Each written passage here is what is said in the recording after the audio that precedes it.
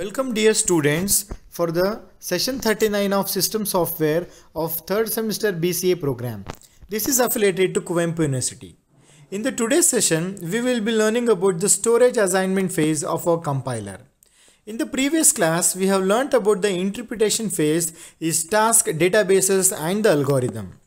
Learning objective of today's session is to understand the storage assignment phase. And the session outcome of today's is the student will be able to understand the storage assignment phase. So now let's start with the phases of the compiler. In that, let us today discuss about the storage assignment phase. The purpose of the storage assignment phase is first one, to assign the storage to all the variables referenced in the source program, which is very important thing in a compiler phase. Next is to assign the storage to all the temporary locations that are necessary for intermediate code generation. Along with that, assign the storage to all the literals and ensure that the storage is allocated and appropriate locations are initialized. So this is the fundamental or the primary thing we have to do in our storage assignment phase.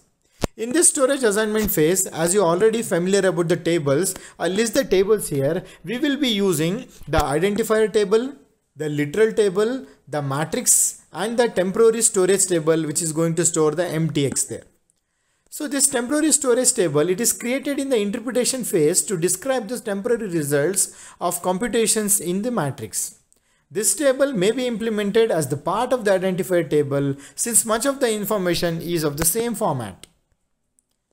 So now we understood the storage phase where what was the major purpose and what are the tables we are going to use that.